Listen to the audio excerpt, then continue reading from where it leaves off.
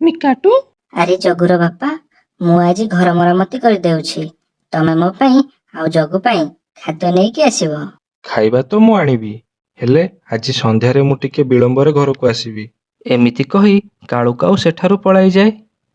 କାଳୁକାଉ ତ ଆଗରୁ କିଛି କାମ କରୁନଥିଲା, କିନ୍ତୁ ଏବେ ସେ କିଛି କିଛି କାମ କରୁଥାଏ। ସେ କିଛି ବାଟ ଗଲା ପରେ ନଦୀ କୂଳରେ ଯାଇ ବସିପଡ଼େ। ଆଜି ତ କିଛି ବୁଝା ପଡୁନି, ଆଜି କେଉଁ ଆଡେ ଯିବି? ଆଜି ଖାଦ୍ୟ କେଉଁଠାରେ ମିଳିବ? କାଉ ଏମିତି ଭାବୁଥିଲା କି ପାଖରେ କାଉର ନଜର ଗୋଟିଏ ଗଛ ବୁଦା ଆଡ଼କୁ ଯାଏ। ସେଠାରେ ଗୋଟେ ତରଭୁଜ ଭାସି ଆସି ଅଟକି ଯାଇଥାଏ। ଖାଦ୍ୟ ତ ମୋ ପାଖରେ ପଡ଼ିଛି, ବୋଧହୁଏ ଏଇ ତରଭୁଜ ନଦୀର ପାଣିରେ ଭାସି କରି ଆସିଛି। କାଳୁ ସେ ତରଭୁଜଟିକୁ ପାଣିରୁ ବାହାର କରିକି ଆଣେ। ସେ ଘରକୁ ବାହାରିଲା ବେଳକୁ ସେଠାକୁ ଗୋଟିଏ ସୁନ୍ଦର ଝିଅ କାଉଟେ ଆସେ। ମୋ ନାଁ ଗୁଲାବ। ମୁଁ ଉଡ଼ି ଉଡ଼ି ନଦୀର ସେପଟକୁ ଯାଉଥିଲି, ଆଉ ମୋ ନଜର ତମ ଥଣ୍ଟ ଉପରେ ପଡ଼ିଲା। କଣ ହୋଇଛି? କଣ ହୋଇଛି ମୋ ଥଣ୍ଟର? କେତେ ତୀକ୍ଷ୍ଣ ହୋଇଛି ତମ ଥଣ୍ଟ, ଆଉ ତମ ଦେହର ରଙ୍ଗ କେତେ ଗାଢ଼ କଳା ହୋଇଛି। ଏତେ ସୁନ୍ଦର କଳା କାଉ ତ ଆମ ଜଙ୍ଗଲରେ କେହି ନାହାନ୍ତି। ନିଜର ଏତେ ପ୍ରଶଂସା ଶୁଣି କାଳୁ କାଉ ବହୁତ ଖୁସି ହୁଏ। ଆଜି ତମେ ମୋର ଏତେ ପ୍ରଶଂସା କଲ, ଆଉ ମୋ ମା ମୋର ପ୍ରଶଂସା କରୁଥିଲା। କଣ ତମର ସ୍ତ୍ରୀ ନାହିଁ କି? ହଁ, ମୋର ସ୍ତ୍ରୀ ଅଛି, ହେଲେ ସେ କେବେ ମୋ ଥଣ୍ଟ ଆଉ ମୋ ଗାଢ଼ କଳା ରଙ୍ଗ ଉପରେ ଧ୍ୟାନ ହିଁ ଦେଇନି। ମୋ ଘର ପାଖ ଜଙ୍ଗଲର ପାହାଡ଼ ପାଖରେ। ଯଦି କେବେ ସିଆଡ଼େ ଆସିବ, ତାହେଲେ ଦେଖା କରିବା ପାଇଁ ଆସିବ। ତମକୁ ମୋ ଜଙ୍ଗଲ ବୁଲାଇକି ଦେଖାଇବି। ଆରେ, ଏ ତରଭୁଜ କାହାର? ଏ ତରଭୁଜ ମୋର। ଆଉ କାହାର କି? ମତେ ବି ତରଭୁଜ ବହୁତ ପସନ୍ଦ। ମୁଁ ତ ଥରଟେ ଖାଇଥିଲି, ଆଉ ତା ସ୍ୱାଦ ଏପର୍ଯ୍ୟନ୍ତ ମନେ ଅଛି। ଏ ତରଭୁଜଟା ତମେ ନେଇଯାଅ, ମୋର ତ ପୁରା ତରଭୁଜର ବିଲ ଅଛି। ମୁଁ ଆଉ ନେଇ ଆସିବି? ଯଦି ତମେ କହୁଛ, ତେବେ ମୁଁ ନେଇଯାଉଛି। କିନ୍ତୁ ମୁଁ ତୁମର ଅପେକ୍ଷା କରିବି। ହଉ, ଏବେ ମୁଁ ଯାଉଛି। ଗୋଟେ କଥା ପଚାରିବି, ଏତେ ଗାଢ଼ କଳା ରଙ୍ଗ ତମର ନା? ନକଲି କଳା ରଙ୍ଗ ଲଗାଇନ ତ? ଆରେ ମୋ ନିଜ ରଙ୍ଗ। ଯଦି କହିବ ନଦୀରେ ଡେଇଁକି ଗାଧୋଇକି ଦେଖେଇବେ କି? ନା ନା, ଦରକାର ନାହିଁ। ମୋର ପୁରା ବିଶ୍ୱାସ ଅଛି ଏ ଗାଢ଼ କଳା ରଙ୍ଗ ତମ ନିଜର।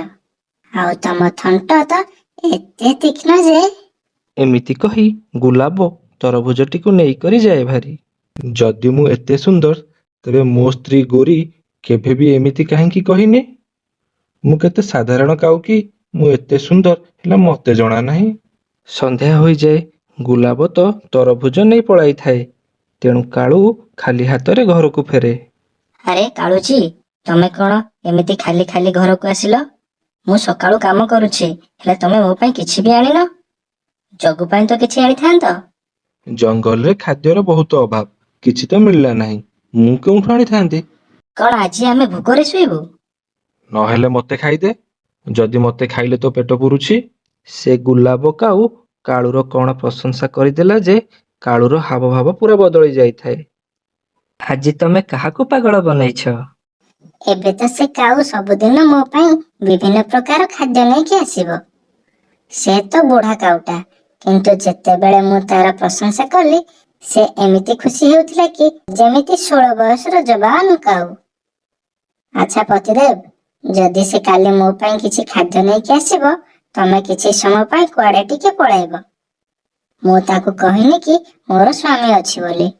ତାକୁ ଭଲ ଭାବରେ ଜାଲରେ ଫସାଅ, ଆଉ ଆମର ଖାଦ୍ୟର ଚିନ୍ତା ରହିବ ନାହିଁ। ତାପରେ ସେ ଦୁଇ ଜଣ ମଜାରେ ତରଭୁଜ ଖାଆନ୍ତି। ଆଉ ତା ପରଦିନ ରାନ ଚଢ଼େଇ କାଳୁର ଘରକୁ ଆସେ।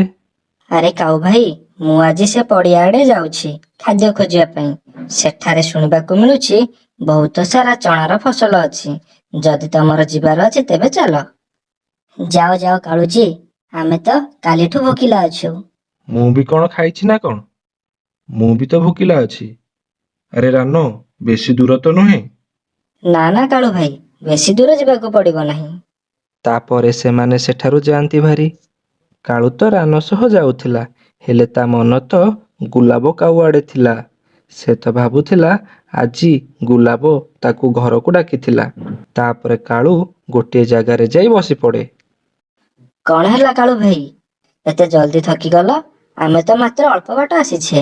ଆରେ ରାନ, ତମେ ଯାଅ, ମୋର ଗୋଟେ କାମ ମନେ ପଡ଼ିଗଲା। ମୁଁ ଯିବିନି ତମ ସହ। କିନ୍ତୁ କାଉ ଭାଇ, ଜଗୁ ଆଉ ଗୋରି କ'ଣ ଖାଇବେ? ଯେଉଁଠୁ ବି ଖାଆନ୍ତୁ, ତମଠୁ ମାଗିବେନି। ଚୁପ୍ କରି ଏଠାରୁ ଯାଅ, ମତେ ଆଉ ପରିଶାନ କରନି। ତାପରେ ରାନୁ ସେଠାରୁ ପଳାଇଯାଏ। ପ୍ରଥମ ଥର ଗୁଲାବର ଘରକୁ ଯାଉଛି। ଖାଲି ହାତରେ ଗଲେ କ'ଣ ଭଲ ଲାଗିବ? ମୁଁ କ'ଣ ଗୋଟେ ନେଇକି ଯିବି। ଯାଉଛି, ଯିବା ବେଳେ ରାସ୍ତାରେ ଯାହା ମିଳିବ ନେଇଯିବି। ତାପରେ କାଳୁ କାଉ ଗୁଲାବ ରହୁଥିବା ଜଙ୍ଗଲ ଆଡ଼େ ଉଡ଼ିବାକୁ ଲାଗେ। ଆଉ ତାକୁ ଗୋଟେ ଜାଗାରେ କିଛି ଚାଉଳର ଦାନା ମିଳିଯାଏ। ଆଉ ସେ ସେଇ ଦାନା ନେଇ ପୁଣି ଥରେ ଉଡ଼ିବାକୁ ଲାଗେ। ଆଉ ସେ ଯାଇ ଗୁଲାବର ଘରେ ପହଞ୍ଚିଯାଏ। ମତେ ବିଶ୍ୱାସ ଥିଲା ତମେ ନିଶ୍ଚୟ ଆସିବ ବୋଲି। ମୁଁ ତ ତମର ହିଁ ଅପେକ୍ଷା କରିଥିଲି। ଏ କାଉ କିଏ? ଇଏ ତ ମୋ ଘରେ କାମ କରନ୍ତି। ଆରେ ଯାଅ, ମୋ ସାଙ୍ଗ ପାଇଁ ଆଇସ୍କ୍ରିମ ନେଇକି ଆସ। ହଁ ହଁ ମାଲିକାଣୀ, ମୁଁ ସବୁ ବୁଝିଗଲି। ମୁଁ ଏବେ ଯାଇ ତମ ସାଙ୍ଗ ପାଇଁ ଆଇସ୍କ୍ରିମ୍ ନେଇକି ଆସୁଛି। ତାପରେ ଗୁଲାବର ସ୍ୱାମୀ, ଯିଏ କାଳୁର ସାମ୍ନାରେ ତାର ଚାକର ହୋଇଯାଇଥିଲା, ସେ ସେଠାରୁ ପଳାଇଯାଏ। ଇଏ ନିଅ, ଚାଉଳର ଦାନା ଆଣିଛି, ବହୁତ ସ୍ୱାଦିଷ୍ଟ। ତମେ ଆଣିଛ ମାନେ ସ୍ୱାଦିଷ୍ଟ ତ ହୋଇଥିବ। ଲାଗୁଛି ଆଜି ତମେ ଭଲ ସାବୁନରେ ଗାଧେଇକି ଆସିଛ। ଆଜି ତ କାଲିଠାରୁ ଅଧିକ କଳା ଦେଖାଯାଉଛ। ଯଦି ମୁଁ ତୁମ ସ୍ତ୍ରୀ ହୋଇଥାନ୍ତି, ତେବେ ମୁଁ ତୁମକୁ ଏକୁଟିଆ କେଉଁଆଡ଼େ ଯିବାକୁ ବି ଦେଇନଥାନ୍ତି। ସବୁ ସମୟରେ ତମ ପାଖରେ ହିଁ ରହୁଥାନ୍ତି। ମୋ ସ୍ତ୍ରୀ ଗୋରୀ ସବୁ ସମୟରେ ଖାଲି ଖାଉଛି। ସେ ତ କେବେ ବି ଖାଦ୍ୟ ଆଣିବାକୁ ଯାଉନାହିଁ। ମୋ ସହ ଝଗଡ଼ା ବି କରୁଛି। ତମ ଥଣ୍ଟ ତ ଏତେ ତୀକ୍ଷ୍ଣ। ଯଦି ଏବେ ତମ ସହ ତମ ସ୍ତ୍ରୀ ଝଗଡ଼ା କରେ, ତେବେ ଗୋଟେ ଦୁଇ ଥର ଥଣ୍ଟ ମାରିଦେବ। ଆଚ୍ଛା, ଏ ଚାଉଳ ଦାନା ସବୁ କ'ଣ ମୋ ପାଇଁ ଆଣିଛ? ହଁ, ସବୁ ତମ ପାଇଁ ଆଣିଛି। ମୁଁ ତ ତମ ପାଇଁ ମକା ଆଣିଥାନ୍ତି, ହେଲେ ଭାବିଲି କାଳେ ତମକୁ ମକା ଦାନା ଭଲ ଲାଗିବ ନାହିଁ। ମକାର ଦାନା? ମକା ଦାନା ତ ମୋର ବହୁତ ପସନ୍ଦ, ଯେମିତି ତମେ।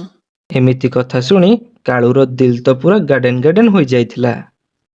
ଆରେ ଗୁଲାବଜୀ, ତମେ ମତେ କେତେ ଭଲ ପାଇବାକୁ ଲାଗିଲଣି। କାଲି ତ ମୁଁ ବହୁତ ଧ୍ୟାନର ସହ ଦେଖିଲି ମୋ ସ୍ତ୍ରୀକୁ। ସେ ତ ତମ ସାମ୍ନାରେ ପୁରା ତୁଚ୍ଛ ଲାଗୁଛି। ଆପଣ ବି ଦେଖିବାକୁ ବହୁତ ସୁନ୍ଦର। ତେବେ ଠିକ୍ ଅଛି, କାଲି ଯେତେବେଳେ ଆସିବ, ମୋ ପାଇଁ ମକା ଦାନା ନେଇକି ଆସିବ। ମୋ ଗୁଲାବ ପାଇଁ ତ ମୁଁ ପୁରା ଜଙ୍ଗଲ ଲୁଟିଦେବି। ହଉ, ଏବେ ମୁଁ ଯାଉଛି। ଆରେ ରୁହ, ଆଇସ୍କ୍ରିମ ଖାଇକି ଯିବ। ମୋ ଜାଗାରେ ତମେ ଖାଇଦେବ ଆଇସ୍କ୍ରିମ। ଏବେ ତ ଆମେ ସାଙ୍ଗ ହୋଇ ଦିନେ କ୍ୟାଫେ ଯିବା, ଆଇସ୍କ୍ରିମ ଖାଇବା ପାଇଁ। ହଉ, ଏବେ ମୁଁ ଯିବି। ହଉ, ଯିବାର ଅଛି ଯଦି ଯାଅ, ମୋର ତୀକ୍ଷ୍ଣ ଥଣ୍ଟ ବାଲା କାଳୁଜି। ତାପରେ କାଳୁ ସେଠାରୁ ପଳାଇଯାଏ। ଗୁଲାବ ସ୍ୱାମୀ ପାଖରେ ଗୋଟେ ଜାଗାରେ ଲୁଚି ବସିଥିଲା। ସେ ଘରକୁ ଆସେ। ଦେଖ ସ୍ୱାମୀ, ଚାଉଳ ନେଇକି ଆସିଛି ସେ ବୁଢ଼ା କାଉ। ହଁ ହଁ, ମୁଁ ସବୁ ଶୁଣୁଥିଲି। କଥା ତ ଏମିତି କହୁଛି ଯେମିତି ପୁରା ଜବାନ ଅଛି। ଲଜ୍ଜା ଟିକେ ଆସୁନାହିଁ ଏମିତି ବୁଢ଼ାଙ୍କୁ। ଆରେ ସ୍ୱାମୀଜୀ, ଏ ନିର୍ଲଜ କାଉ ଯଦି ଏତିକି ପ୍ରେମ ନିଜ ପରିବାରକୁ କରନ୍ତେ, ତେବେ କେତେ ସୁଖୀ ଜୀବନ ହୁଅନ୍ତା ଏମାନଙ୍କର। ଏହିଭଳିଆ ବେଶରମ ମାନଙ୍କ ପାଇଁ ତ ଆମ ଭଳିଆ ଠକଙ୍କ ଧନ୍ଦା ଚାଲିଛି। ତାପରେ ସେମାନେ ହସି ହସି ଚାଉଳର ଦାନା ଖାଇବାକୁ ଲାଗନ୍ତି। ଆରେ, ଆଜି ବି ତମେ କିଛି ଆଣିନାହଁ? କେଉଁଠି ଥିଲ ସକାଳୁ? ଆଉ ତମେ ରାନ ସହିତ ଯାଇନଥିଲ କି? ଚୁପ୍, ଚୁପ୍ କର। ଆଉ ଯଦି କିଛି କହିବୁ, ଏମିତି ଥଣ୍ଟ ମାରିବି ଯେ କେବେ ହେଲେ ଭୁଲିବୁ ନାହିଁ। ଜଗୁ ଚାଲ, ଆମେ କାହାଠୁ କିଛି ମାଗିକି ଖାଇଦେବା। ଆମକୁ କ'ଣ ଭୋକିଲାରେ ମରିବାର ଅଛି ନା କ'ଣ? ତାପରେ ଗୋରୀ ଆଉ ତା ପୁଅ ଜଗୁ ସେଠାରୁ ଯାଆନ୍ତି ଭାରି। ସାଙ୍ଗମାନେ, ଏହି କାହାଣୀର ଆଗ କଥା ଆଉ ଗୋଟିଏ ଏପିସୋଡରେ। ଆପଣଙ୍କୁ ଏହି କାହାଣୀଟି କିପରି ଲାଗିଲା, କମେଣ୍ଟ କରି ନିଶ୍ଚୟ ଜଣାଇବେ। ଧନ୍ୟବାଦ।